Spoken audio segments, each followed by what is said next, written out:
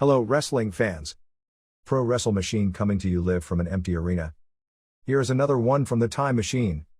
November 11, 1991 Wrestling Observer Newsletter. Gene Anderson dies. Havoc pay-per-view. MARVEZ STEROID report. By Observer staff. Wrestling Observer Newsletter. November 11, 1991. Topping off the news this week is the sad story of the death of former pro wrestler Gene Anderson. Anderson passed away on October 31 after suffering a massive heart attack. While newspaper reports listed his age at 52, most wrestling sources have listed his actual age at being 58. Anderson, whose real name was Eugene Avon Anderson, was best known as a headliner from the mid-1960s through the early 1980s, primarily in the Carolinas, Virginia and Georgia, as half of the Minnesota Wrecking Crew tag team with brothers Lars or Ole Anderson. He played the role of an old-school-style ugly heel character and was a well-respected performer. Gene and Ole Anderson held the NWA World Tag Team titles several times between the mid-1970s and early 1980s, when a stroke curtailed Gene's career as an active wrestler. Anderson had remained working within the wrestling business, both in running a pro wrestling school in Charlotte, and in recent years had helped with the television tapings for World Championship Wrestling and worked with various independent promoters. He also had a stint in the late 1970s as a manager in the Carolinas when he was forced from the ring due to health problems. His son Brad wrestles independently in the Carolinas and also works for WCW as the Masks and Panzer as a television jobber. Anderson was originally from St. Paul, Minnesota, and turned pro around 1960. He originally teamed with former collegiate wrestling star Larry Haniemi, from nearby St. Cloud, Minnesota, with Haniemi wrestling as Lars Anderson. Around 1970, when Lars returned to the Midwest, Gene brought out a new brother, Ole, another former collegiate wrestler Alan "The Rock" Rogowski, with whom he had the most success teaming with. The Andersons developed a heel style of tag team wrestling of working on the left arm for long periods of time and mainly winning matches via submission. The Andersons were fixtures on top as heels in the Carolinas during the 1970s, feuding with teams like George and Sandy Scott and Johnny Weaver and Art Nelson. Anderson had become a sheriff's deputy in 1990 in Mecklenburg County in North Carolina. He was attending a law enforcement training class in Huntersville, North Carolina, on Thursday, and when the crew went through some exercise workouts, Gene excused himself to the bathroom. When he hadn't returned in 20 minutes, they went to check on him and found him dead. Among those attending Anderson's funeral on Saturday afternoon in Charlotte were Tommy Young, Paul and Linda Jones, Rick and Bonnie Steamboat, Tim Mr. Wrestling Woods, Jackie, and Francis Crockett, Klondike Bill, Ricky Nelson, and Beth Fleer. Just 2 days earlier, another former wrestler who resided in Charlotte, Wally Dusek of the famed Dusek wrestling family, passed away from a blood clot at his home. He was 82. WCW's Havoc pay-per-view show on October 27, while generally well received by Observer readers, was at best only so-so from a buy rate standard. WCW sources were indicating a buy rate of 1.0%, which, considering everything, would be okay considering the show live went head-to-head with the 7th game of the World Series, which drew a 32 rating on television, plus the Giants vs. Redskins, which was considered the most attractive Sunday night ESPN game. A 1.0 would be the same rate as the Great American Bash pay-per-view show. The War Games did a 1.2 in February and Super Brawl did a 1.1 in May, and would be among the lowest of all WCW pay-per-view shows thus far. However, sources at request indicate the actual national buy rate at about 0.7%, which would be the lowest of all time for any major pay-per-view show from either of the two major companies. I believe the all-time low buy rate for a WCW pay-per-view event was 0.8 for the Starrcade 89 Iron Man and Iron Team tournament. Very limited sources we have indicate the buy rate to be about in 0.9, or just slightly lower than the Bash. If the 0.7 figure is correct, it would indicate approximately 104,000 buys and gross revenue of $2.08 million, both figures lower than any major WCW pay-per-view show in recent years. At 1.0, the gross revenue would be approximately $2.96 million. The promoter's share of the total pay-per-view gross is between 40 and 45%, with the remaining cut going to the cable companies and the distributors, and according to one promoter, the minimal costs of putting on a show of this type to the promoter would be approximately $400,000. There were also complaints voiced within the cable industry at the card, including a letter from Request TV to WCW. The complaints were directed at the excessive blood. 8 men bled during the show, although 2 of them were unintentional, and they wanted better explanation beforehand of all future gimmick matches because of the generally poor response to the Chamber of Horrors match. The second weekend of the Hulk Hogan vs. Ric Flair series of matches saw bouts held in Pittsburgh, Moline, Champaign, Milwaukee, and Denver. The business was generally good, but nowhere near record-breaking. The biggest house of the weekend was November 1st in Pittsburgh, which drew approximately 10,800 paid and $125,000, which are very good figures, but nowhere near a full house. While I haven't heard an official figure, I believe the show in Moline sold out in advance and drew the largest house ever in the city. Champaign drew about 6,300, which is a very good crowd for a city of that size, although WWF has drawn better crowds in the past. Milwaukee drew about 7,800, which really isn't any better than most of the shows had been doing at the Bradley Center, although WWF had a television time slot switched to after midnight, which was expected to hurt live attendance. And Denver drew about 6,400, which is above average for the city, but hardly spectacular. In Pittsburgh and Milwaukee, the matches went similar to the Oakland/Los Angeles matches from the previous weekend, with the reverse decision DQ. In those matches, Jimmy Hart was managing Flair instead of Bobby Heenan, who is bothered with a neck injury and has been taken off the road. While this isn't confirmed, word we have is that Flair was be given a new manager permanently, which won't be Hart, and that no decision had been made as to who it would be. They had a new finish on Monday night in Denver, with them working into the same spot, where Hart gives Flair a foreign object and he hits Hogan with it, but in Denver, Hogan kicked out of the pin. The two brawled outside the ring with Hogan running Flair into the post, and he jumped in to win the match via countout, and then posed after the match. This different finish is most likely because they aren't coming back with an immediate rematch in Denver. There are a lot of stories going around concerning the financial situation of the Global Wrestling Federation. What is confirmed is that there will be cutbacks, with fewer wrestlers being flown into the weekly tapings on Friday nights in Dallas. Instead of 5 to 7 wrestlers being flown in for each taping, the number will be cut to 3 or less, although the fly-in talent will work extra matches so their matches can be spliced into additional television shows that will be taped when they aren't there, and a greater reliance on wrestlers either from the Dallas area or those willing to drive in for the shows. In addition, the 4 wrestlers under contract, The Patriot, Del Wilkes, Chris Walker, Scotty Anthony, Scott Levy, and Lightning Kid, Sean Waltman, will no longer be paid their $300 per week guarantee. The contracts called for $300 per week as base salary plus, depending upon the individual, an additional $100 to $300 per card. In an interview with Wade Keller in the Pro Wrestling Torch, Pedicino said the company is going to restructure the way it does its contracts, but that come the first of the year, all 4, plus Eddie Gilbert, will be offered a different style of contract but didn't specify what that would be. Pedicino also claimed the group had been renewed for 1992 by ESPN, and that the afternoon ratings are well ahead of the ratings USWA had been getting in the same time slot. Pedicino also said the group would be doing a pay-per-view show in March. The GWF had been financed mainly by Carol Lindsay and Danny Overstreet, who invested a figure said to be somewhere between $300,000 and $500,000 to get the promotion off the ground, and that money has been all but depleted. Lindsay and Overstreet are no longer involved with the group. I've heard no confirmation regarding the status of Bill Eadie, who was the booker, but Joe Pedicino and Craig Johnson are still working in the office full-time, and Pedicino indicated that Gilbert would be a likely addition to the office staff. The handsome stranger, Mark Bagwell, who was working the program with Scotty Anthony, quit the promotion and started Tuesday night in a dark match for WCW. Walker is scheduled for a WWF tryout next week. The story going around wrestling is that in January, Max Andrews is going to begin funding the group from expected revenue from television advertising sales. Despite how things may be sugar-coated, overall this can't be construed as a good sign. Up to this point, the group is still scheduled for weekly Friday night television tapings in the Dallas Sportatorium.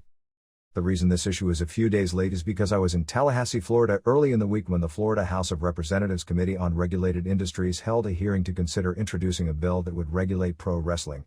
The nearly 3-hour hearing included testimony from many people, including myself. There's a complete story on the hearing itself by Alex MARVEZ, who does his own 3-count newsletter and also has probably the best weekly pro wrestling column at a major newspaper every Sunday, in the Miami Herald. The piece on Inside Edition regarding Hulk Hogan and anabolic steroids is scheduled for a November 15th air date. Anabolic steroids have made the sports news again this past week because of a Village Voice article on bodybuilder Steve Mikulik, which has led to numerous talk show appearances in the New York area and a recent appearance by the author and Dr. Robert Huizinga on Roy Firestone's ESPN show on Wednesday night, which was a very well done show. Although surprisingly, Firestone seems to have a hard time understand the athlete mentality, with him seemingly questioning how anyone could be stupid enough to use steroids, although Huizinga pointed out that some of the most intelligent athletes around use them. The Mikulik piece is very powerful and certainly well written, but several aspects of the story seem to lack credibility, and athletes will dismiss it because of the apparent exaggerations by Mikulik. Regulating Pro Wrestling in Florida by Alex MARVEZ. When Dave Meltzer and I spoke 2 weeks ago about a story I wrote that appeared in the November 5 Miami Herald, I told him we would be writing stories about pro wrestling and anabolic steroids for at least the next 5 years. After attending a meeting of Florida's Committee on Regulated Industries concerning pro wrestling on November 5, I'm convinced publicity about wrestling's steroid problem has only scratched the surface. The committee met in Tallahassee to discuss the possibility of regulating pro wrestling in a comprehensive hearing that included discussion of mandatory testing for steroids and street drugs, penalties against promoters for false advertising, required accident insurance for any participants on the card, performance bonds posted by promoters before a show can be held, and guaranteed contracts for wrestlers appearing on shows. The enforcement of the program would be done by the state's boxing commission, which would expand to 7 members, with 2 dealing exclusively with pro wrestling. A tax on live shows in Florida and on pay-per-view events purchased in Florida would finance the commission. The proposal was prefaced by an introduction by Janet Clark, a legislative analyst who prepared the review of pro wrestling. Her report contained an extremely detailed account about the history of wrestling and the effect of anabolic steroids in the sport. There was also a complete transcript of the testimony of Dr. George T. Sawyer, a Pennsylvania osteopath convicted in June on 8 charges of illegal steroid distribution to pro wrestlers. The meeting, held at the Capitol building in Tallahassee, began after a 90-minute discussion of proposals to amend Florida's gaming and gambling laws. The serious faces of the committee members then broke into smirks as Chairman Norman Ostrow said the subject of pro wrestling was to be discussed, and 3/4 of the room emptied. After an introduction by Don Hazelton, the executive director of the State Athletic Commission, Irv Rosenbaum, was invited to speak. Rosenbaum, the city commissioner of Davie, Florida, has wrestled in 6 matches since 1984, all for charity. He spoke in favor of regulation. Pro wrestlers fall between the cracks in regard to a union, Rosenbaum said. My concern is for the health and safety of the wrestlers. They need to have some protection. If you compare this issue to others that are regulated, the committee will see the sport needs regulation. When asked by a committee member if wrestling was fake, Rosenbaum responded, actually, hockey is fake. So is basketball. Nobody seemed to understand the joke. Bob Roop then took the stand. Roop, who wrestled professionally for 19 years after representing the United States in the 1968 Olympic Games, is currently retired and living in Fort Lauderdale. He called for regulation, but for different reasons than the ones in the report. He called for a retirement fund to be established for wrestlers. You could probably ask 99% of today's wrestlers if they invest their money, and they would say no, Roop said. Something should be provided for the older wrestlers. Roop was asked if wrestling was predetermined, but refused to comment, saying, it would be like the magician giving away how he saws the girl in half. Roop, who last wrestled regularly in 1986 for Championship Wrestling from Florida, did say that wrestlers don't go out and try and kill each other. They know the other wrestler has matches booked the next night and a family to feed. When asked about steroid use in pro wrestling, Roop said, 1 in 1,000 of those guys genetically has the ability to look like today's wrestlers. If they have any help, the help comes from steroids. I know some guys in the profession use steroids and they're intelligent men. The smirks returned after Roop's speech, when Clark said a videotape of superstar Billy Graham was to be shown. One representative even nudged another and whispered, all right. Within 3 minutes, the nonchalant attitude of the committee members was gone. And another group of people became convinced steroid abuse is a problem in the wrestling business, whether the promoters themselves will admit it or not. The segment shown was of Graham on Entertainment Tonight, where he discussed what steroid use did to him, which included statements by both Graham and Bruno Sammartino saying that they believed at least 90% of today's pro wrestlers had used steroids. Graham was described as an invalid, who has taken up painting as a way of dealing with the pain of an artificial hip and a fused ankle. Graham, who was advised because of his current legal situation not to tape a statement for the committee, did send a message saying he felt the wrestling industry would not clean up its steroid problem on its own. Paul During and Gunter McMillan, 2 steroid experts from the University of Florida, spoke about steroid and answered questions from the committee about the drugs. During, a pharmacist who is in charge of the Athletic Drug Testing Committee at Florida, said bodybuilders have been known to take 1,000 times the therapeutic dosages of steroids daily. He also said testing for steroids was accurate, but it cost nearly $200 per test. McMillan, an orthopedic surgeon, discussed the health problems associated with heavy steroid use, including Wilms tumor, the liver tumor that killed former Mr. America Tom Sanson at the age of 36, other damage to the liver, kidneys and reproductive system. He discussed problems with long-term use of HCG, the drug many wrestlers and bodybuilders use to maintain sexual function while recovering from steroid cycles. Wrestlers are a highly visible group of individuals, McMillan said. A test would let the public know if those individuals did take steroids. Then came to testimony that stirred the committee to agree to introduce a bill on December 10 as a subcommittee meeting. A speech by Mary Lou Gantner, mother of the late pro wrestler Ed the Bull Gantner. A video was shown of Gantner's appearance on the Jane Pauley Show, in which Gantner said prolonged steroid use brought her son physical and psychological trauma that induced his suicide on December 31, 1990. She said she didn't originally realize her son was using steroids. I thought he was a growing boy. But later on, there was a crazed look in his eyes, like he wasn't present. Committee members cringed as a clip was shown of a steroid being injected into a football player's legs. Ironically, even though the sight of needles being shot into muscle makes people cringe, the injectable steroids are considered much safer on the kidneys and liver than oral steroids in pill form. In an emotional speech, Gantner explained why she decided to speak publicly against steroid use. I was driving to work one morning a few months after Ed's death, when a radio show said that if steroids were so dangerous, where are the bodies? I got so upset because I buried one of them. That's when Ed's death hit me and I began to grieve. I started making phone calls. Gantner told the life story of her son, who was 30 at the time of his suicide. She said Ed began taking steroids in 1976 as a junior in high school. His weight went from 185 pounds to 225 and he received a football scholarship to the University of Tennessee. After his freshman season, he transferred to the University of Central Florida, where he was a 3-year starter. He went on to play 3 seasons in the United States Football League, 2 for the Jacksonville Bulls, and 1 with the Tampa Bay Bandits, where he was a teammate of Larry Foles, Lex Luger, and Ron Simmons. All that time, Ed was a heavy steroid user. He began wrestling in late 1985, breaking in with Luger. During his short wrestling career, his steroid use increased and expanded to primate hormones. His weight increased from 260 pounds as a juiced-up pro football lineman to 293. Gantner grew up as a wrestling fan, and as a youngster often attended matches in Orlando with Scott Hall, now the Diamond Stud in WCW. His mother recalled how he and other CWF wrestlers would amuse themselves by walking around and making noises like monkeys because they were using monkey hormones to gain muscle. By this time, however, Ed had only 20% function of his kidneys from all the steroids. After the hearing group who booked for CWF while Ed worked there, said he was unaware of the severity of Ed's kidney problem. He said he just had a little kidney problem, but it was no big deal. Steroids also changed his personality. He has become so abusive that the woman he loved once jumped from a second-story window to stay away from him. Despite not having any real working skills, Ed was pushed to the top almost immediately, although he was also always in the shadow of Luger, blessed with better genetics, as the big, blonde, muscular monster of the territory. He teamed with Kareem Muhammad as the Shock Troops, holding the area tag team title and managed by Sir Oliver Humperdinck, and later held the Florida title.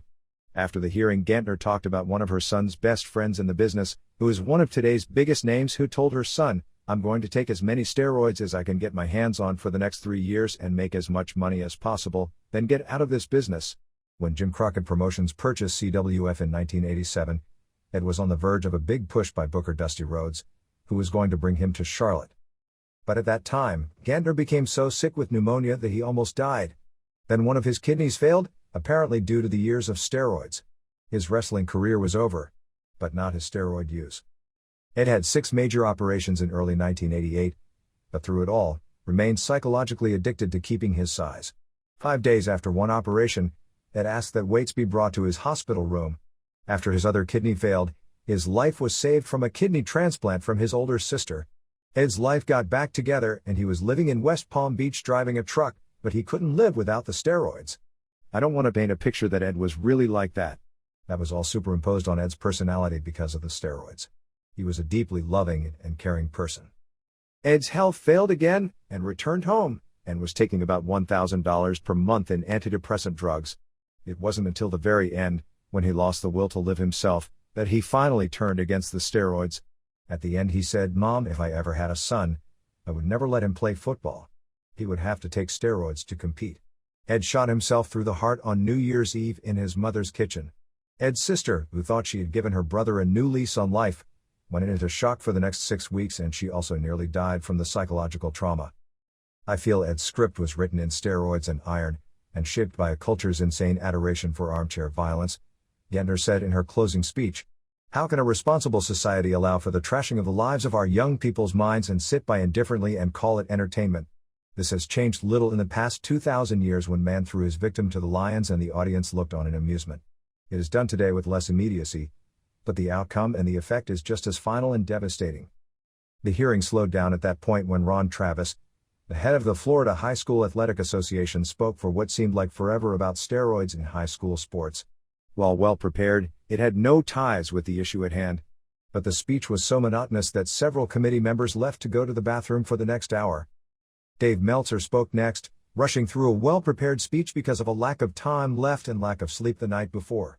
Meltzer detailed the false advertising of the WWF and WCW on current shows, calling WCW the worst offender. Earlier in the hearing, Clark pointed out how she and other staffers attended a WCW card in July in Tallahassee where three of the main eventers, Ric Flair, Luger and Barry Windham, didn't appear, with no signs being posted, no announcements made during the show or refunds offered. Flair had been terminated more than a week before the card, but there was no change in the advertising for the show. Meltzer went into detail on the Sid Justice situation in the WWF. And he spoke on steroids.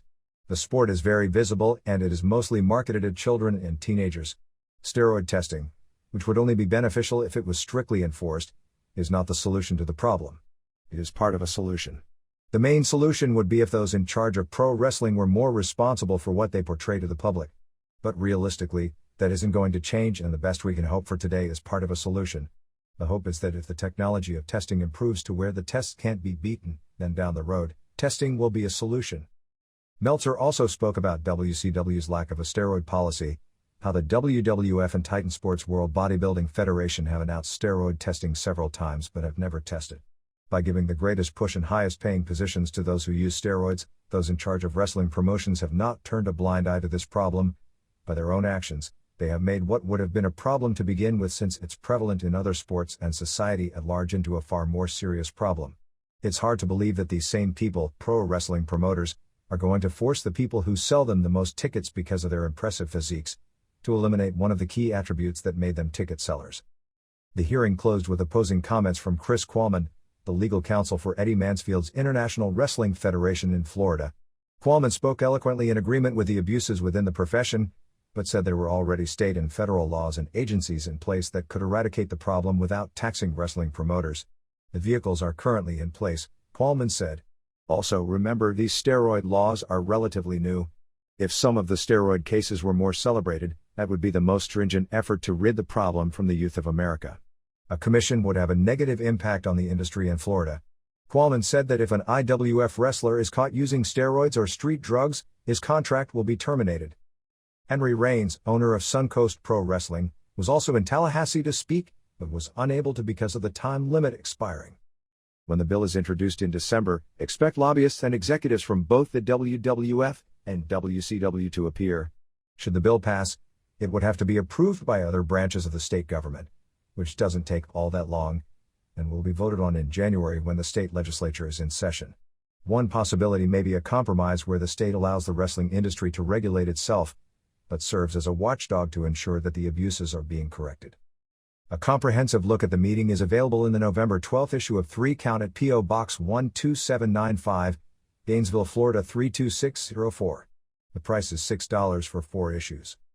Government regulation of the pro wrestling industry has been a much debated subject, from state legislatures of several states in recent years to ABC's Nightline television show. Currently 24 states and the District of Columbia regulate pro wrestling, generally under the auspices of either a state athletic commission or a boxing and wrestling commission. In most cases, the regulation of wrestling is minimal, mainly bureaucratic steps that serve little or no benefit for the most important parties that can and often are abused in this food chain: the wrestlers and the wrestling fans. As I've said before, in theory, I'm in favor of regulation if the companies aren't willing to address and clean up their abuses, which is the case today.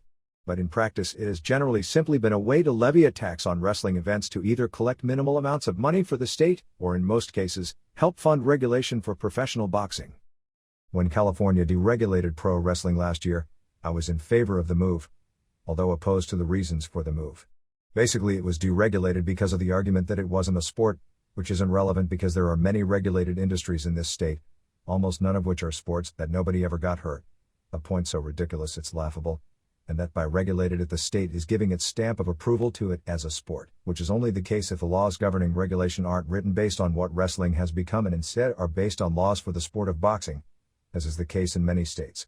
The sport versus entertainment argument has been the one Titan Sports has used successfully in attempts to deregulate the industry in Pennsylvania, Delaware and California in recent years. Titan also attempted, unsuccessfully, to use the same argument in failed attempts at deregulation in several states, including New York, New Jersey, and Washington. Is it sport or is entertainment? It's both, it's neither, and rather than trying to fit it into a category, we should be satisfied to simply say it's pro wrestling, a category all to itself.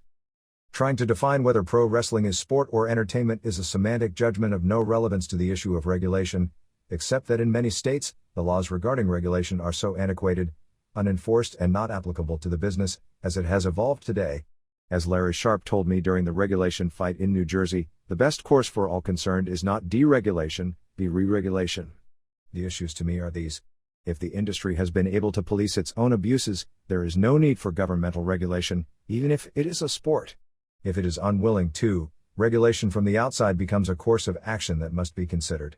However, the reality of how most states regulate pro wrestling makes me sympathetic to many of the arguments from Titan Sports.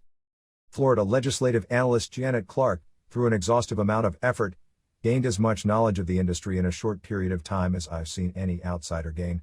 She put together an extensive report on what pro wrestling is and major points of abuse. Although the 2 points that clearly got the most play during the hearing, and in the various news stories emanating from the hearing, were the false advertising and steroid problem, there were other issues addressed in the report. Among them were juicing or intentional bleeding, briefly mentioned by Clark during the hearing, but by no other speaker, and the practice of blading, which sounds barbaric to outsiders, was never brought up. Juicing is legally prohibited in many states, although generally only enforced in Oregon, where blading can lead to a wrestler losing his license, as happened with Matt Bourne, and Maryland, where matches are usually stopped. But not always, an exception being the Ric Flair vs. Terry Funk match at the 1989 Great American Bash, which the commission looked the other way at. Actually, word was out beforehand and then the commission decided that all members should simply go home before the main event that night. I expect that as the next few years go by, with more publicity in regards to AIDS, and this Magic Johnson situation will amplify that in sports 100-fold, that more and more states will enforce bans on the practice. B. The need for adequate medical personnel and security at matches. An interesting point brought up was that discussions with insurance executives indicated that there was a higher rate of claims for injuries from pro wrestlers than from pro boxers, while competing in a single pro boxing match is obviously more dangerous than a pro wrestling match. The frequency in which a full-time wrestler works makes it a more dangerous occupation. C. For promoters to place a performance bond in order to guarantee paying the wrestlers, the buildings and advertising debts. When California was regulated, this law was in effect, but I recall one notable case when a promoter scheduled a tour of the state, then stiffed everyone on pay, and the commission had already released the bond when the performers complained to the commission just a few days later. The recent Herb Abrams story stemming from his beach brawl card in Manatee made this issue apparent. D. Requiring a written contract between promoter and wrestler to be filed to make sure there are no misunderstandings regarding payoffs. The report asked that the following levels of regulatory action be considered: A. Increasing the legal penalties in the state of Florida for distribution and use of anabolic steroids and considering these possible actions when writing the actual bill. A. Requiring licensing of pro wrestlers and all persons participating in exhibitions who are at any time within the confines of the ring or on the ring apron. B. Licensing of promoters. C. Licensing of event coordinators. D. Require the promoter provides each wrestler under his employment with term life, health and accident insurance. E. Require the promoter to post a performance bond. F. Require the promoter to update all advertising when it comes to changes in the lineup. G. Require a specific level of emergency care at each event. H. Require a specific level of medical examination of wrestlers before an exhibition, ranging from either a complete physical to minimally medical screenings, which might include heart and blood pressure checks. Require the promoter provide each wrestler with a basic employment contract. J. Authorize the commission to conduct random tests for anabolic steroids and street drugs. K. Authorize the commission to collect a tax on the gate of both live, pay-per-view and closed-circuit shows. L. Add 2 members to the existing commission to regulate pro wrestling. And M. Authorize the commission to impose penalties for violation of commission rules. Paul MacArthur, who does the newsletter Wrestling Perspective, is in the process of doing an article for this publication on, given the realities of what pro wrestling is, ideas on how the sport can be regulated to best benefit both the health of the wrestlers and protection of the fans against abuses. Before deciding to testify at this hearing, I had a 2+ hour discussion much of it regarding the issues discussed here, with Vince McMahon on the subject. Without going into specifics, my feeling is Titan does attempt to adhere to a consistent policy when it comes to changing of lineups. In the case of Sid Justice, which has turned into a controversial subject because of the wire service story, ironically in this specific case Titan has replaced him with someone who is arguably a greater attraction, which isn't always the case.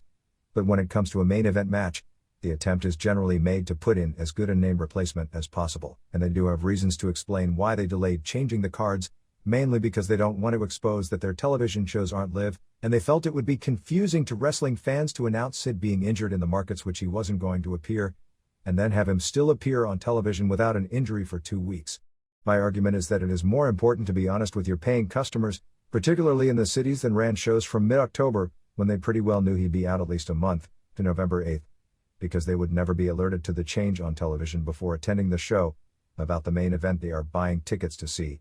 Even if one doesn't accept that premise, and that it is more important not to confuse the audience, if that's even a valid argument, the least that could be done was post bills in front of buildings before fans enter the arena, which hasn't been done.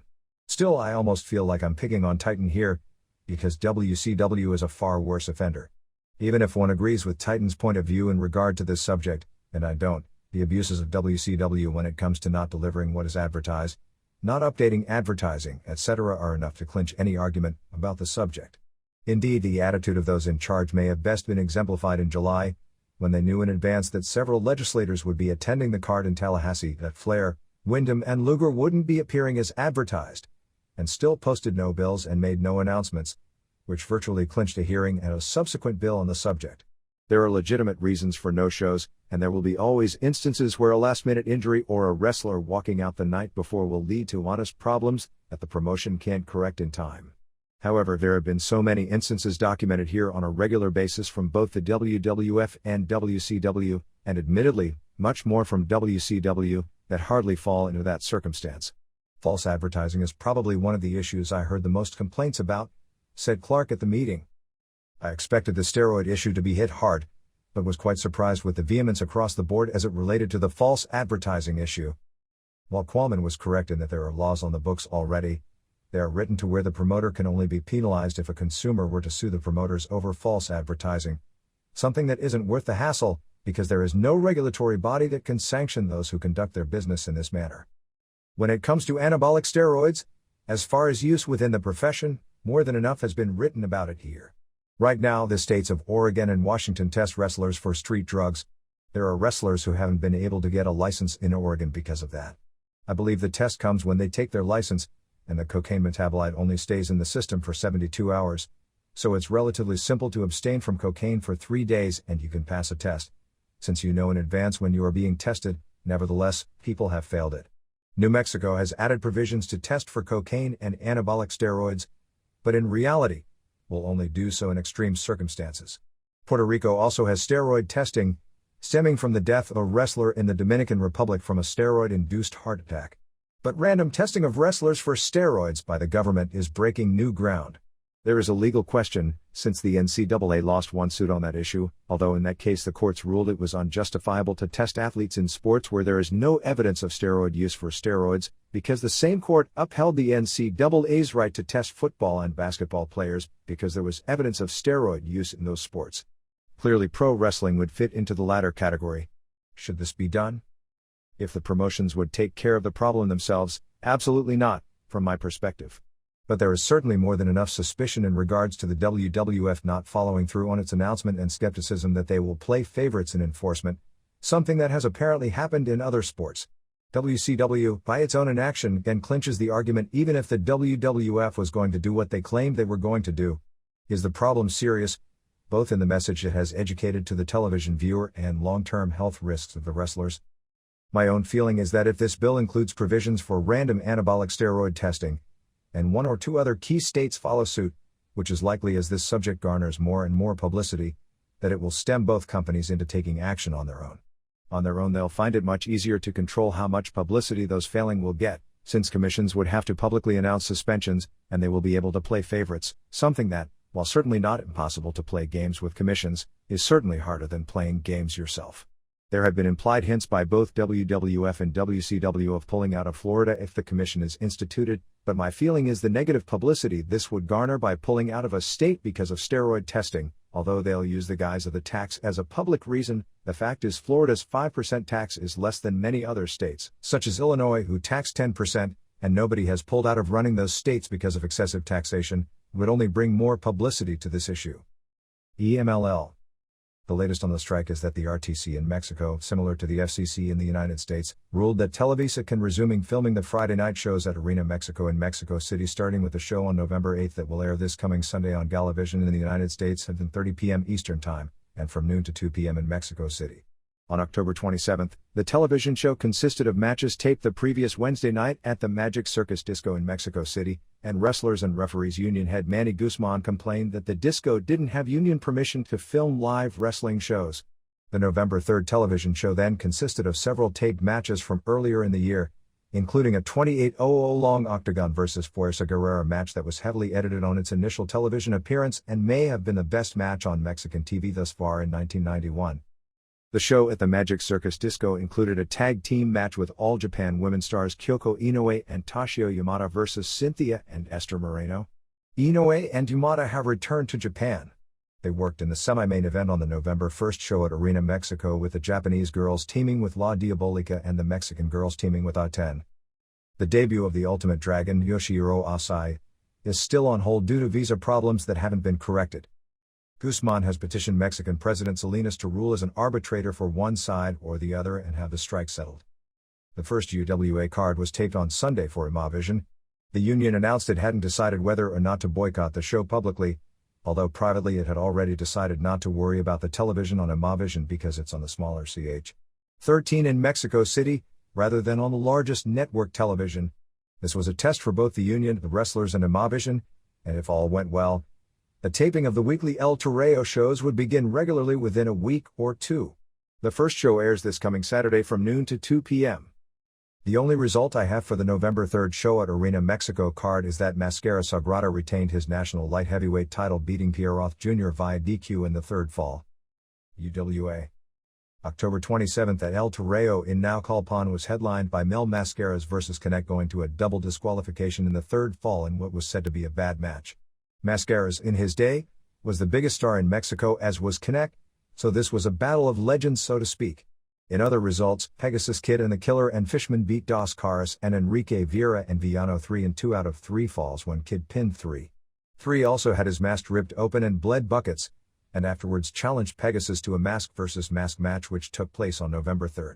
Also Los Villanos I4V beat Black Power and the England and Rambo Transformer and Phantasma and El Cico de Lico beat El Engendro and Scorpio and Negro Navarro. The Ninja Turtles beat Scorpio Jr. and Shu El Guerrero and El Hijo del Diablo and Lobo Rubio and Zeus and Falcon won the opener from Samurai, Osamu Matsuda, and Valente Fernandez. Gigante Warrior Butch Masters returns this Sunday while Ricky Santana debuted this past Sunday. He was injured in Puerto Rico and Miguelito Perez is also back for 2 weeks. Coquina returns in late November and Chris and Mark Romero, the Youngbloods aka Renegade Warriors, debut in December. The Mercenaries, Billy Anderson and Jason Peters aka Jason Anderson and Louis Spicoli, worked over this past weekend in Tijuana. Villano 3 retained the UWA World Light Heavyweight title on October 31 in Mexico City against El Signo. October 31 in Toluca was headlined by Dos Caras and Solar and Gran Hamada vs. Pegasus Kid and Connect and Negro Casas. Connect defends the UWA World Heavyweight title against Dos Caras in Guanajuato on either November 14 or November 21. November 3 at El Toreo saw Villano 3 win 2 out of 3 falls from Pegasus Kid in a long mask versus mask match using a German suplex to win the third fall. Pegasus was unmasked as Chris Benoit, which I'm sure shocks just about everyone. Also Connect and Fishman and Killer beat Vieira and Caras and Hamada. Ricky Santana and Signo and Navarro won 2 out of 3 falls in a non-title match from UWA Trios champs Los Villanos. Japan. The biggest news item in Japan, which has become major mainstream news, is the December 22 Nobuhiko Takada vs. Trevor Berbick mixed match. While this isn't the case, of course, they have managed to make fans in Japan think that this has become of major importance in the United States and that all 3 networks in the US are bidding to cover the fight. The fight won't air on television in Japan because UWFI officials feel they can make more money through profits from selling the videotape than they can from television rights to the fight. There was a press conference in New York on October 29 at Mickey Mantle's restaurant, which also included Ernest Simmons, the kickboxer who will have a mixed match against Billy Scott, a Tennessee-based wrestler who has been a big surprise working with UWFI. Berbick is the answer to a trivia question: who is the last man to face Muhammad Ali in a boxing match? Berbick beat Ali in a 1981 fight which ended Ali's career. 4.5 years later, Berbick won the World Boxing Council World Heavyweight title, defeating Pinklon Thomas, and he lost the title to Mike Tyson. Berbick, who is 37, has a 37-7-1 boxing record with 28 knockouts. Simmons, who is an American kickboxer in the 198-pound class, has a 28-3-1 record. The show is expected to be an easy sellout at the 11,000-seat Sumo Hall in Tokyo, with top ticket price at $150. FMW announced the lineup for its tag team tournament from November 20th in Osaka to December 9th at Tokyo Bay NK Hall, called the World's Strongest Martial Arts Tag Team Tournament.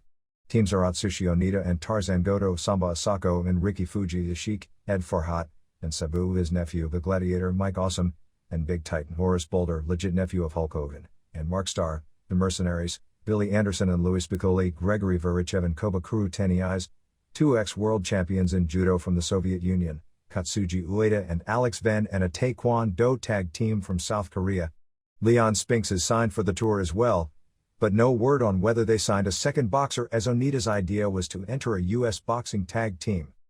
Yoshihiro Asai, who debuted on October 28 for SWS, will work on November 7 and November 8 in Tokyo for Universal before going full-time with SWS afterwards. Apparently the hardcore fans of Japan are mad because he's going to SWS, which is generally the poorest regarded of all the major groups because the quality of the matches is generally much lower than the other companies. Asai worked with Misao Orihara, among others, in his first weekend. Lightning Kid is in for the one-week Universal Tour. I believe he's the first American wrestler the basically Mexican group has invited. I believe Black Power, John Bonello, is actually Canadian, although he now lives in Mexico City. For those wishing to travel to Japan, with some talking about the first week of January because of the WCW/New Japan show at the Tokyo Dome, and most of the groups running Korakuen Hall the same week, there is also a good chance to see a lot of major shows from December 6th through December 12th. On December 6th, All Japan has its tag team tournament finals at Budokan Hall, which traditionally is its biggest card of the year. On December 7th, JWP has an afternoon show at Korakuen Hall, while Akira Meida's Rings group runs a show at the Ariake Coliseum in the suburb of Tokyo Bay. December 8th has All Japan Women finishing its tag team tournament with an afternoon show at Korakuen Hall, and New Japan has its final card of the year in Tokyo that night at Korakuen Hall. December 9th has FMW finishing its tag team tournament at Tokyo Bay NK Hall, while December 12th is the WWF/SWS card at the Tokyo Egg Dome. The Wing promotion is negotiating to bring in Mil Mascaras. They've already used his brother Dos Caras, who was one of the biggest foreign drawing cards in Japan in the early 1970s and was the kid's superhero before the original Tiger Mask. Maito will debut 7 Soviets on the December 7th Ariake Coliseum show: Ramja Buzariashvili, Samba wrestler Lavani Ebenois, freestyle wrestling Magomethan Gamazatakinikov, Samba Igor Kalmakov, Samba Koba Kupates, Samba Zaza Tukslashvili, freestyle, and Gennady Yaryomenko, world champion in the martial arts. Maida vs. Gamazatakinikov, a 6'2", 236-pound 30-year-old former Samba champ, headlines the show. Tentative lineup for the January 4th Tokyo Dome card has Akira Nagami vs. Osamu Matsuda, who is working as Samurai in Mexico for the IWGP Junior Heavyweight title, Steiners vs. Sting and Keiji Muto for the IWGP Tag Team title, El Gigante vs. Big Van Vader, Lex Luger vs. Masachono for the WCW Championship, Riki Choshu vs. Tatsumi Fujinami in a unification match, with Choshu putting up the Greatest 18 Club World Martial Arts Championship and Fujinami putting up the IWGP World Heavyweight title, Antonio Inoki vs. Dory Funk in a Legends match. This is not finalized as far as I know. Shinya Hashimoto vs. Willie Williams, kickboxer, in a martial arts match. This is about 90% sure as of last word I've heard, and Scott Norton vs. Tony Halme in another martial arts match. There will be a few other matches, and they're still looking for an opponent for Jushin Liger to work the Dome. Universal's next tour, they have one going on from November 7th to November 14th, will be January 17th to January 23rd with Pero Aguayo, Kendo, El Texano, Silver King, Los Brazos, Villano 4 and V, Gran Hamada, Punish and Crush, Akiyoshi and Takayama in Mexico, and women wrestlers Kaoru Maeda and Shochito Hamada. New Japan opened its tour on November 3rd at Korakuen Hall before a sellout 2,000 fans as Choshu and Fujinami and Masa Saito beat Norton and Bad News Allen and Mad Bull Rex. Muto and Hiroshi Hazi beat Kim Duke and Masanobu Kurisu. Chono and Nagami beat The Hot Shot. Agahiro Matsuda sent who did pretty bad, and Mike Lozinski, who didn't do very well in his debut either. And Liger and Shiro Koshinaka and Hashimoto lost to Super Strong Machine and Tatsutoshi Goto and Hiro Saito when Machine pinned Koshinaka. Atsushi Onita has become a television star on the Nippon Network with a Sunday 8 p.m. slot. He does the first 10 minutes of a 30-minute comedy/variety show doing a Dear Abby type segment where he does pro wrestling style interviews as responses, and gets all worked up and cries at the lovelorn problems, and gets intensely and crazily mad at people who have problems they should be mad about. It looks like SWS will get a weekly television show on CH12 in Tokyo starting next April. SWS right now usually runs 1 2-hour special per month of WoW Station, similar to HBO. SWS Best Young Wrestler, Masao Orihara, he of the famous moonsault from the top rope to the floor, is headed to Mexico for MLL. In Jushin Liger's match on October 18th with Chris Benoit, the finishing move had Benoit standing on the middle ropes and Liger ran toward him and did a Frankensteiner on him and pinned him, which I believe is the first time anyone has tried to do the move in that way. Japan TV Rundown. October 20th All Japan, 1. Stan Hansen and Danny Spivey beat Dan Crawford and Doug Furnas in a non-title match in 10:02. Good action although there is a size difference between the two teams. Crawford sold a lot, particularly his knee. Furnas tried the Frankensteiner on Spivey, who caught him in midair and dropped him like a power bomb. Spivey wound up pinning Crawford with a DDT. 3 stars, 2. Jumbo Tsuruta and Akira Tao and Masafuchi beat Mitsuharu Masawa and Toshiaki Kawada and Tsuyoshi Kikuchi in 23:55. Masawa had broken his nose the night before so didn't work much during the match. He'd get a hot tag, do a few hot moves, and then Tsuruta would tag in and go after the nose again so it was mainly like a 3-on-2. This was a super match from start to finish with incredible work by Kikuchi and Kawada as underdog faces, particularly Kikuchi sold like he was about to die. The finish had all the hot moves and near falls ending with Tsuruta pinning Kikuchi with a back suplex. One of the best matches of the year. 4.5 stars. USWA. October 28th in Memphis saw Dutch Mantel go to a draw with Tony Anthony in a match to determine the number 1 contender for the Southern title. Dog of War pinned Bill Dundee. Eddie Marlin beat driver Tony Falk. Via DQ, Jeff Jarrett and Robert Fuller kept their USWA tag team titles, beating Doug Masters and Bart Sawyer via DQ. Jerry Lawler pinned a masked man known as Billy Travis Revenge and Tom Pritchard beat Eric Embry via DQ. October 29th in Louisville saw Masters beat Ben Jordan, Dundee draw with Mantel. Anthony beat Dog of War via countout, Jarrett and Fuller and Marlin beat Embry and Masters and Tony when Jarrett pinned Embry and Lawler pinned Billy Travis. On television on November 2nd, the Dog of War came out and said he wanted to get back at Jimmy Valiant, who was scheduled to return on the show, and said he was staying out at the desk until Valiant came out. For the past few weeks they've been running a bit where Dog claims Valiant stole his girlfriend Flea and he came to the USWA to get back at Valiant. Dog stood there for the first part of the show. Masters and Sawyer beat the New Kids, Tony Williams and Brian Christopher, in a pretty good television match. Travis came out with Jeff Gaylord as his new bounty hunter to get at Lawler. That angle of Travis bringing guys in each week to get at Lawler is going to abruptly end, probably as of this week, since Travis is headed to GWF. Pritchard was scheduled for a singles match against driver Tony, however Embry asked to take his place, but the match only went a few seconds before Tony interfered for a DQ. Tony was about to use a chair when Jarrett, Fuller and Valiant came out for the save.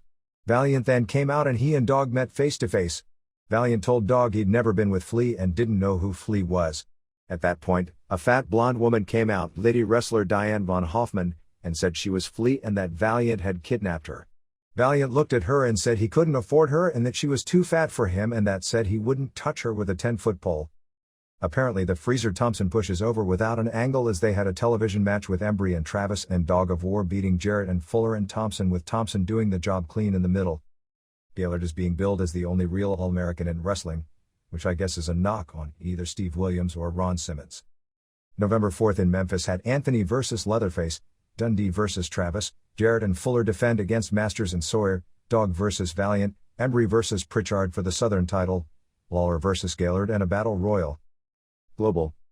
The November 1st card at the Dallas Sportatorium drew 925 as Rod Price and Sweet Daddy Falcone beat Manny Villalobos and Rick Guerin, Rattlesnake beat Mike Stetson, Scotty Anthony pinned Terry Garvin, Stephen Dane pinned Guerin, Eddie Gilbert pinned Sam Houston to retain the GWF TV title when Gilbert sprayed ether on a towel and smothered Houston with it and pinned him. Black Bart pinned Stetson, Mike Davis pinned Larry Green, but after the match Terry Garvin and Tug Taylor came out and Davis took a powder.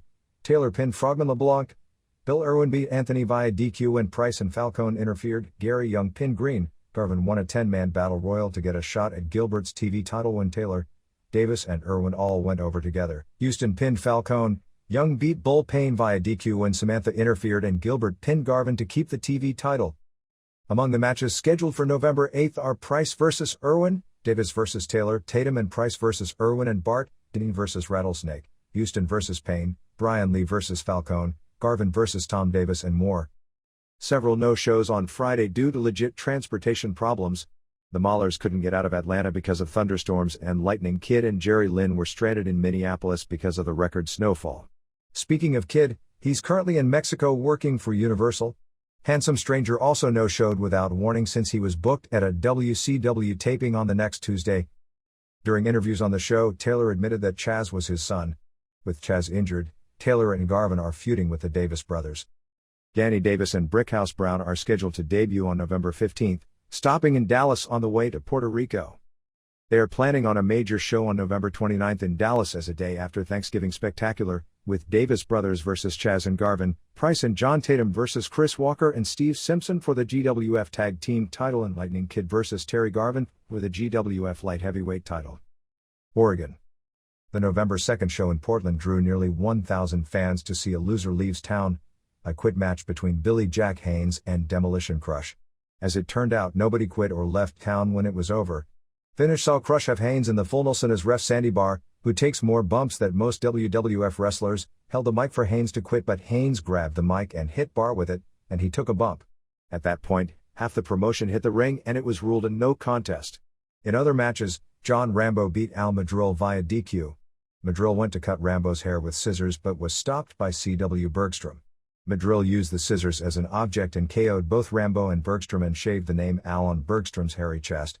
Steve Dahl and the Grappler won a non-title match from Northwest Tag Team champions Ron and Don Harris. Dahl had one of the twins in a sleeper when there was a ref bump and the other reversed things, putting his brother on top, but Grappler, while the ref was down, loaded his boot, kicked one of the brothers, and reversed things again. This set up a title match for November 9th.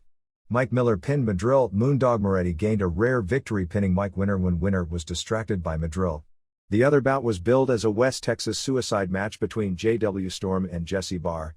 The men were tied together by the neck with a bull rope. The match had a lot of chair shots and Barr ended up winning. On the show the previous week, there was an altercation between Storm and a fan. The fan had hit Storm with a chair and Storm, who is about 6'4.5", 280 and has done some boxing, got some shots in on the fan but didn't knock him down, probably because he wasn't trying to, but did throw some shots. I don't think there's any connection with the aforementioned incident, but Storm has left the area and is back home in Minneapolis having a part in a locally filmed movie and then wants to go back to doing some boxing. Art Barr's request for a wrestling license was once again turned down by the commission, stemming from his petitioning to be licensed once again several weeks back. Haynes vs. Crush in a stretcher match on November 9th. Here and there. Jim Cornette, Sandy Scott and Tim Horner have opened up a group called Smoky Mountain Wrestling with the first show on October 30th in Greenville, South Carolina, taping 2 hours of television.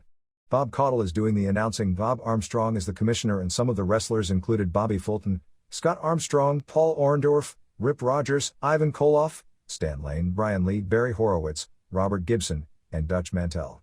Ron Wright is a heel manager. The next television taping will be November 27th in Morristown, Tennessee. Gary Albright, who works some independent shows around Nebraska and for Nobuhiko Takada's UWFI in Japan, is currently working at the University of Nebraska as a wrestling coach, coaching the heavyweights. Albright placed 3 times in the NCAA tournament as a heavyweight when he was a college wrestler, 1982-86. Herb Abrams is threatening to sue half the world over things written in various newsletters, apparently including this one. He also called the Pittsburgh Post-Gazette, demanded that they fire Mark Madden over an article he wrote on Bruno Sammartino, which was in the Pro Wrestling Torch newsletter. Of course, nothing came of it. For the record, Sammartino didn't even know Abrams was making the threats and wants it to be known he had nothing to do with it nor wants anything to do with it. Abrams is now showing tapes of Howard Brody's Women's Major League Wrestling, so he has new shows for his UWF time slots on Sports Channel since he hasn't done any recent tapings. Those shows were taped more than a year ago but never aired.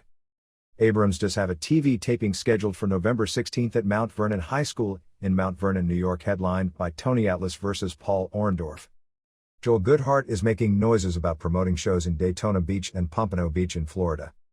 IQA, based in Tampa, ran its first television taping on November 2nd before 150 fans at the Tampa Sportatorium with Ted Webb and Sir Oliver Humperdinck as announcers.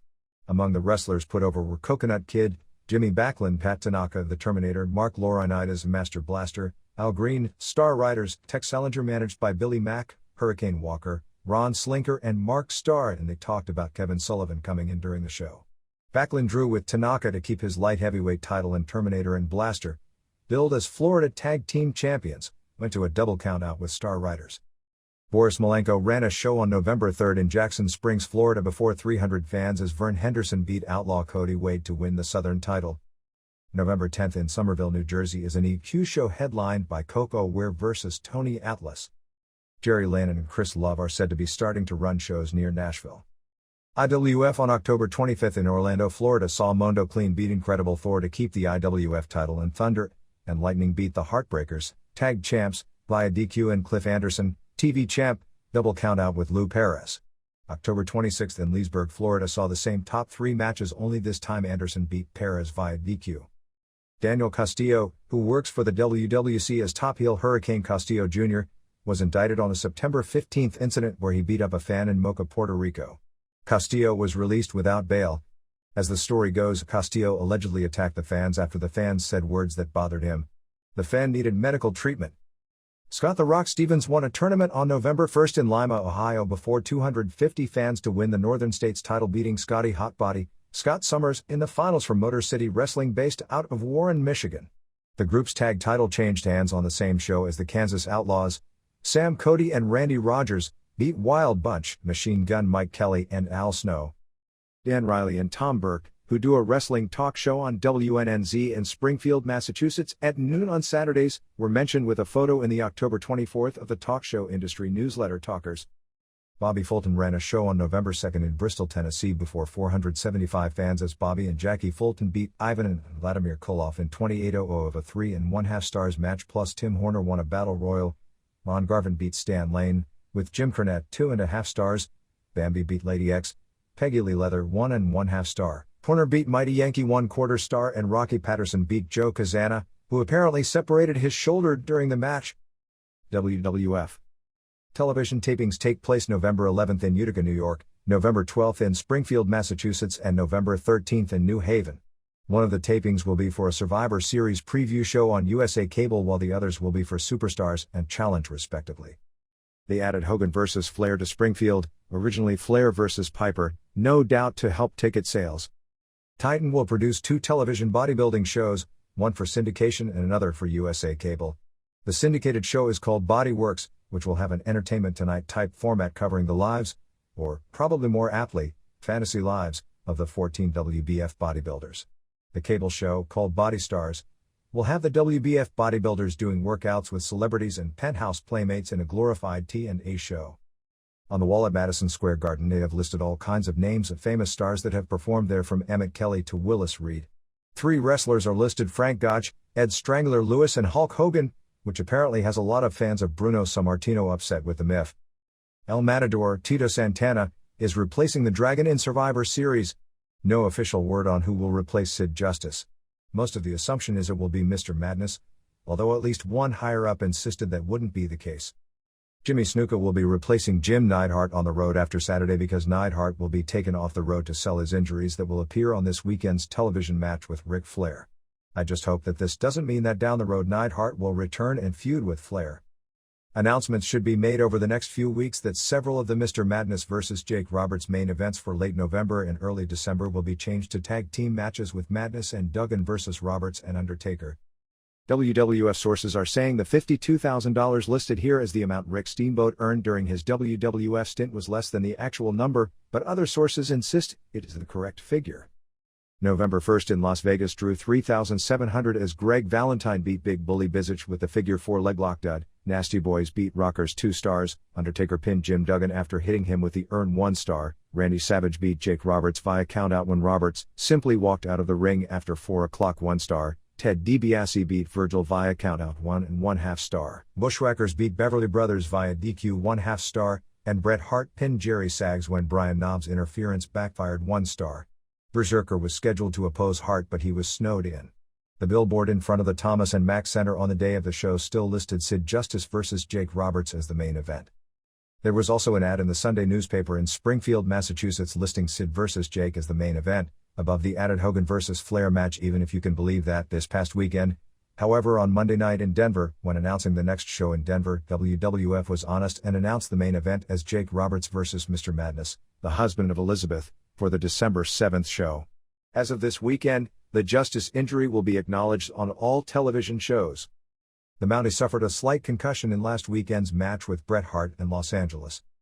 I haven't seen Savage work yet since he returned, but I've had people, as in coworkers, estimate his legit weight at anywhere from 185 to 204 pounds, for reasons that would be obvious to anyone following the stories closely.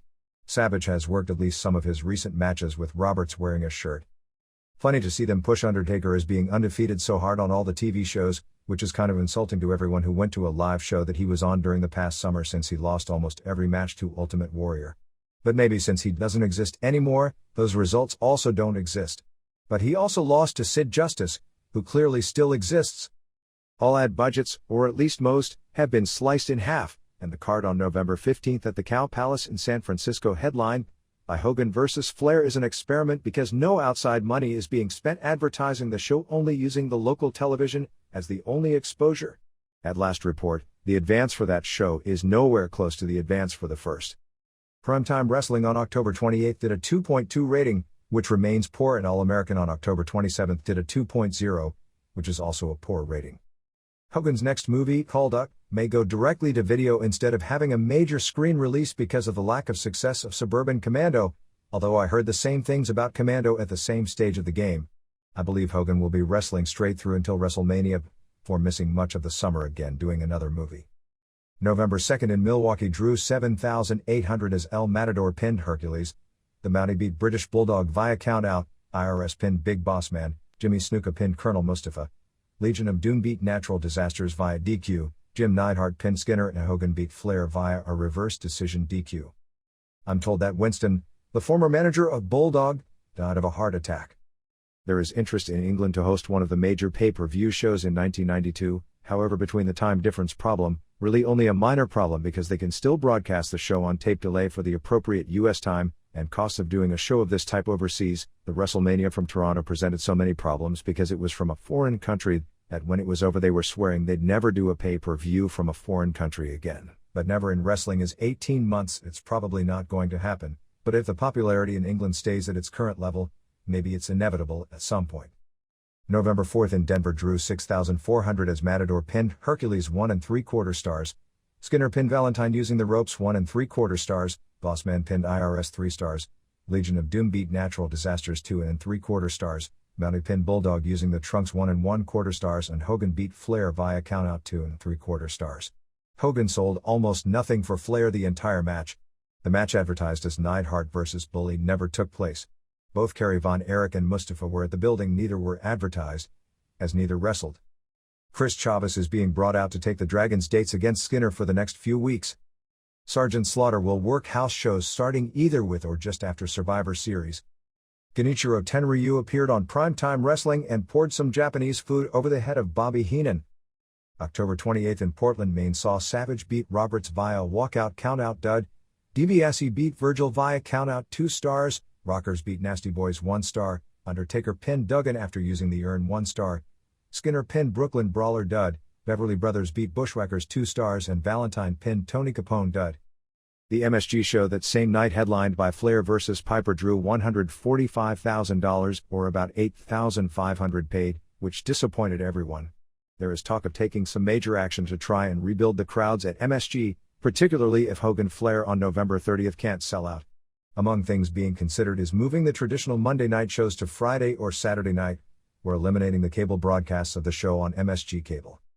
November 1st in Pittsburgh, Drew 10,800 as Skinner pinned Snuka, IRS pinned Bossman, Mountie drew Bulldog, Hogan beat Flair via DQ, Matador pinned Hercules, Mustafa pinned Neidhart and Load Animal pinned Earthquake.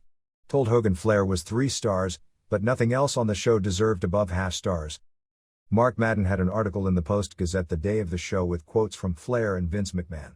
Flair said, "Coming to the WWF was the biggest moment of my career. I've always felt it was my destiny to wrestle Hulk Hogan. It's as big an event as there is in sports, like Tyson Holyfield. Every wrestling fan will want to see it at least one time."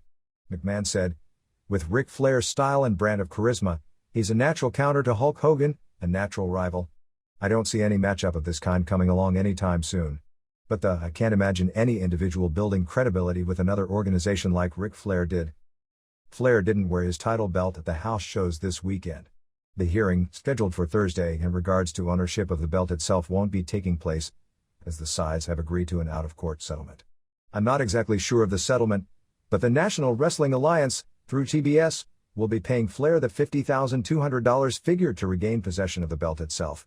But expect another twist to this story in the next week. There was a faux pas in the interview segments on the local shows as they aired an interview with Flair talking about the rematch with Hogan and how, unlike in their first match, this time, Heenan will be there. However, in this market, Heenan was there the first time. WCW. Scott Steiner is back on the road and working his scheduled tag team matches this week, although Ron Simmons and Barry Windham aren't working, and were still being advertised for live appearances at the time the company knew they wouldn't be working. I'm told this wasn't the case on localized promos in Chicago, Los Angeles, or Minneapolis. But while they were still announcing Simmons and Windham in the ads for the San Jose show on Friday night, in the voiceovers by Tony Schiavone, he said that both wrestlers were injured and were questionable for San Jose. Using NFL terminology, questionable means a 50% chance, so semantically, exceedingly doubtful is a lot closer to the truth. Lots of goings-on from the TV tapings on November 5th in Gainesville, Georgia. These matches will all air after the Clash, so make what you want to out of the various notes and results. There were no announcers doing the matches live, so most likely after the Clash, everyone will then voice over these shows, talking about the Clash, in studio. Among the results saw Rick Rude carrying a championship belt. It was actually one of the World Tag Team title belts, but we all assumed on TV it'll be referred to as the U.S. title belt, and accompanied by Paul E. Dangerously, beating Johnny Rich. Steve Austin and Arnold Anderson beat Dustin Rhodes and Bobby Eaton. Austin still had the TV title. Eaton made a full-fledged turn on Rhodes, giving him a shoulder breaker, and walked out of the ring, and Austin pinned Rhodes, which is Dustin's first job in nearly 1 year. PN News pinned a jobber called Mean Mark Cantelberry. WWF's Undertaker's real name is Mark Calloway, and he worked here as Mean Mark, and in a submission or surrender match, Larry Zbyszko, still with his World Tag Team title belt, made Chip the Firebreaker submit. Rude gained a clean pin over Todd Champion. Brian Pillman pinned Richard Morton in 10 o'clock to keep the light heavyweight title in a 3-stars match. Young Pistols won the U.S. Tag Team titles, beating the Patriots, who I believe are through as a tag team from that point forward. Pistols total heels. Big Van Vader won a few squashes, working without a mask. Austin and Eaton beat Zank and Pillman. Austin and Eaton were managed by Dangerously. Lady Blossom wasn't there, in a 2 3/4 stars when Eaton pinned Zank. Van Hammer pinned Thomas Rich. Diamond Stud and Dallas Page beat jobber Chris Sullivan and Brian Lee. Stud and Page work as a tag team called the Diamond Exchange. Page's wrestling was surprisingly good, already better than several of WCW's active wrestlers, although considering the caliber of guys like Oz and Van Hammer, maybe that isn't a surprise. Lee got some decent crowd reaction, and is in trouble with GWF for working at WCW Squash. Rude again with the belt, pinned Chip. In dark matches, Mark Bagwell, handsome stranger in GWF, from Marietta, Georgia, his real hometown, did a job for Mike Graham. Although I was told he looked good in his tryout, was also told the office was quite disappointed with him. Patriots beat Pistols. This match taped with Pistols playing Strong Hill just to make sure they'd get the right crowd reaction later when they did the title switch for the cameras. Hammer beat Anderson via DQ when Cactus Jack interfered. Awesome Kong pinned George South. This match was taped, and Lex Luger and Cactus Jack beat Zank and Pillman when Luger pinned Zank. My gut feeling is that Zank is getting buried because they don't want him in a prominent role in case the steroid charge goes the wrong way. The Clash card has changed with Austin versus Eaton, often Eaton now wrestling Chip, Austin now defending the TV title against News, who was working against Diamond Stud, and Stud wrestling Zank. The rest of the show is the same as listed here last week, although no word on who will team with Rhodes against the Enforcers for the tag team titles. It was good this weekend on WCW to see that Van Hammer is every bit as good on interviews as he is in the ring. This past week Anderson had to put him over most nights, and when people called me in from a few of the cities with the results, they reported that match like they had just gotten back from a funeral. In most of the cities, Anderson was cheered against Hammer. I think either the best, or worst, depending upon your perspective, thing about all this is that we can be assured that the more the fans don't react to Hammer, the harder he'll be shoved down their throats. That business of trying to pretend Barry Windham is wrestling with a hurt wrist on television comes off really clumsy. They're deathly afraid, as is Titan, for letting on that the matches are taped ahead of time, so given that, with Windham working on all the TV shows through the weekend of November 16th, I guess that's the only answer. However, on Sunday's Jim Ross show, when someone asked if he would be working the Clash in Savannah, Ross said he may be in Savannah but he's making all of his dates right now. Which goes beyond anything that can remotely be construed as honesty. WCW is doing an England tour from December 9th to December 15th, so the house shows originally scheduled for that week have been cancelled. Current plan is for the January 4th Tokyo Dome show to be a tape-delayed and edited pay-per-view show like last year's card was. Once again, in their moment where they'll look the best because it's basically guaranteed to be one of the biggest crowds of the year, they'll show off performing in front of 50,000 to 60,000 in front of only their most hardcore fans, and instead of the casual fans who might actually be convinced they're really big league by seeing the crowd. Ron Simmons' wrist is back in a cast. No word on how much longer he'll be out. They've reassigned the event coordinators once again. Chip Burnham will be doing the old Mid-South territory plus Georgia and Florida. David Crockett will be doing the Carolinas. I've got no idea who's doing the West Coast, and Gary Juster will do the Northeast and Midwest. Next year's Wrestle War in late February will be from the Taj Mahal in Atlantic City. Best guess is Luger vs. Sting as the main event. Jushin Liger will be headed in during late December to work some matches against Pillman for the light heavyweight title. It would at least pretty much guarantee one great match for Starrcade if they add that to the 10 tag team matches and a battle royal card. Speaking of Pillman, they sure know how to give that light heavyweight division credibility when the champion isn't even in their own top 10, and when you look at some of the names that are. Mike Graham is no longer working as a road agent and is only around working occasional matches as a wrestler. WCW on October 26 threw a 2.8 rating, which is pretty good, while Main Event on October 27 did a not-so-hot 2.3, but it was going head-to-head with the pay-per-view pregame show, and Power Hour did a 1.7. Road agent Terry Allen suffered a stress fracture of his bad leg and will be off the road for a few weeks. Worldwide over the past weekend was the best WW show in a long time. The angle where Rick Steiner pinned Luger, while certainly not novel in any way, was still super. The TV match with Johnny B. Bad vs. Bobby Eaton was 3.25 stars and the best match I've seen Bad have thus far. Eaton carried it, but Bad has really improved as a worker. We don't get WCW Pro in this market, so haven't seen the Windham vs. Anderson match that aired this weekend yet, but everyone was raving about it as the best television match in a while. November 6th at the Forum in Los Angeles drew about 1,500 in the building, but with more than 4,000 comps out, that means the paid attendance was virtually non-existent, as Eaton pinned Oz in 8 o'clock with the Alabama Jam, Hammer pinned Taylor with a superplex stud, Pillman pinned Stud with a crucifix 1.5 star, Mr. Hughes pinned Josh with a clothesline 1 star, Rhodes drew with Austin 3 stars, Steiner's beat Enforcers via DQ, and Arn hit Scott with a title belt 1.5 star, lots of stalling and comedy. Luger pinned Bill Kazmaier with a clothesline at 11 o'clock when Kaz was distracted by Harley Race. They didn't even lock up until the 5 o'clock mark. Fans were walking out during this match. Dud and Sting pinned Cactus Jack at 8 o'clock in a cage match 1.5 star. Abdullah the Butcher, who was scheduled to wrestle Barry Windham, ran in during after the cage match but didn't work the undercard. October 31st in Phoenix drew about 5,000 for a free grandstand show as part of the Arizona State Fair as Hammer pinned Rich. Hammer beat Jack via DQ, Rhodes drew Austin, Patriots beat Terrence Taylor and Morton, Big Josh pinned Bad, and Luger pinned Pillman in 7 o'clock. Last year, WWF performed at the same fair for a free show and drew more than 15,000. November 3rd in Charleston, West Virginia drew 900 as Young Pistols beat Ron Cumberledge and Scott Summers. Arachnam and Brad Armstrong drew with Richard Morton. Patriots beat Taylor and Rich. Sting beat Abdullah the Butcher via DQ. Hammer pinned Anderson. Eaton pinned Bad. Rhodes and Josh beat Austin and Stud, and Luger pinned Pillman. November 2nd in Cleveland drew 650 as Pistols beat Summers and Cumberledge. Arachnam drew Morton in 1404, Eaton pinned Bad, Josh and Rhodes beat Stud and Austin, Hammer pinned Anderson, Patriots beat Rich and Taylor, Sting beat Abdullah via DQ when Jack interfered, and Luger pinned Pillman in 952.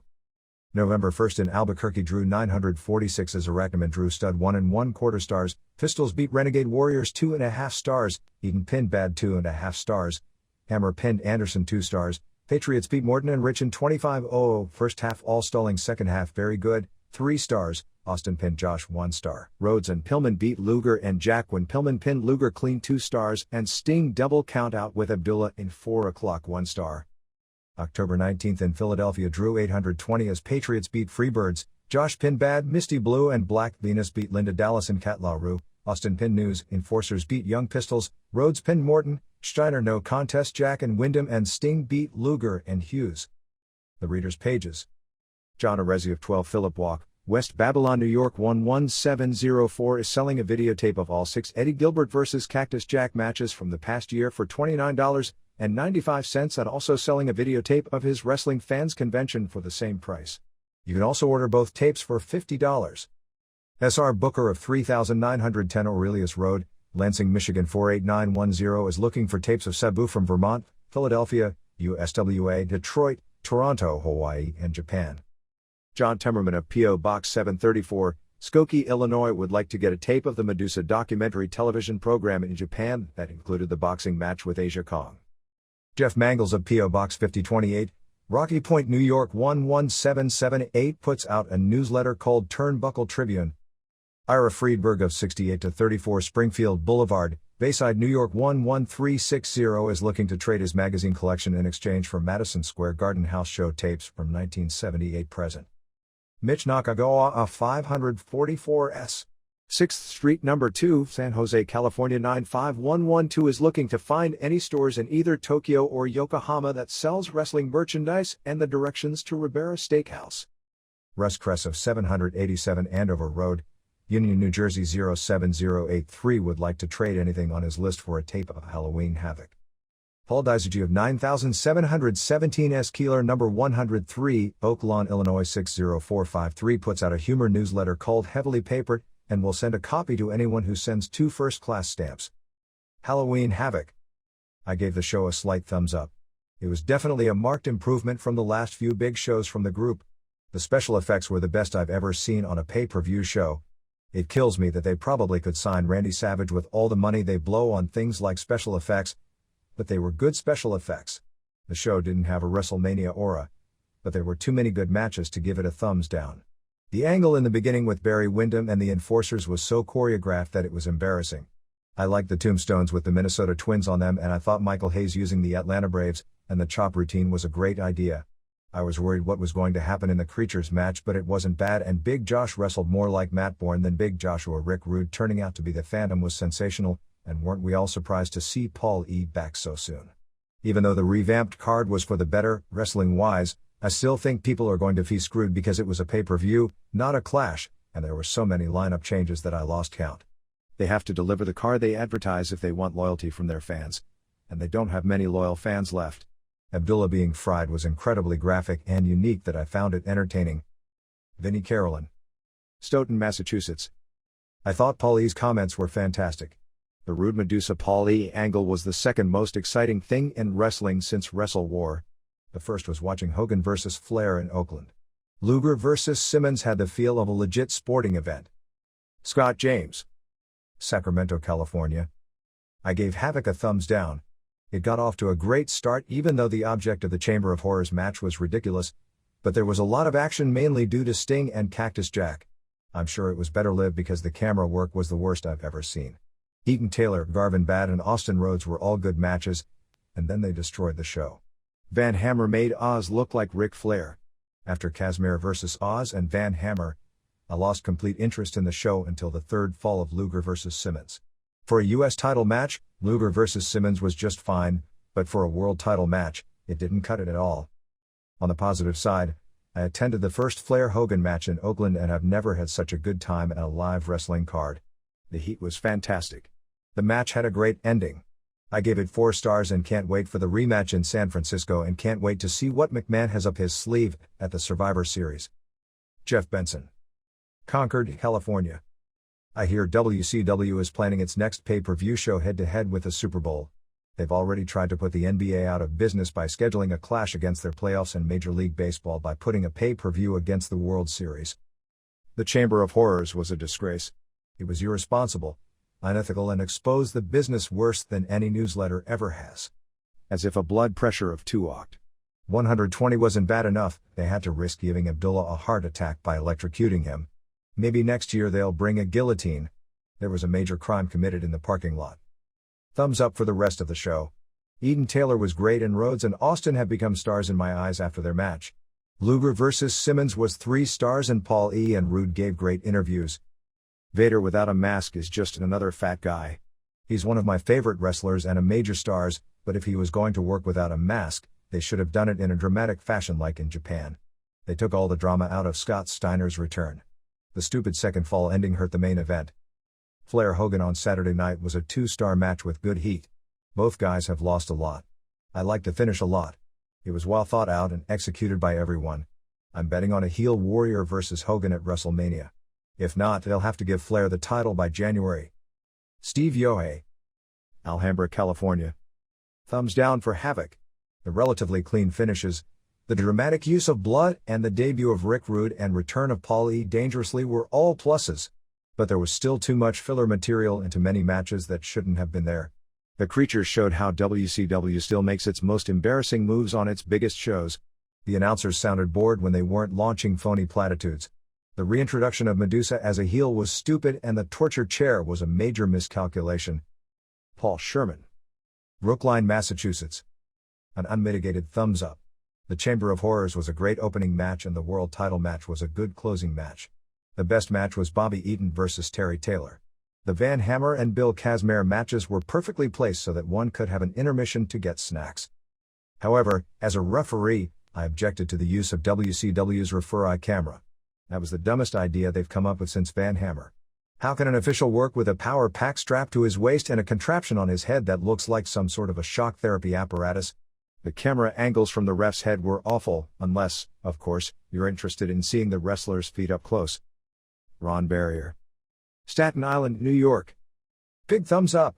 Luger took a giant step in bringing credibility back to the world title. The TV title match was good, but the juice wasn't necessary. The Paul E.Rude/Medusa angle was a big surprise. I know WCW has been ripped for changing its cards, but I think in this case it worked out for the best. They put the wrestlers in the right matches. My only complaint is that Jim Herd wasn't the one strapped into the chair. Don Riox, Toledo, Ohio. That's it, wrestling fans, for this issue. Be sure to like and subscribe. See you next transmission.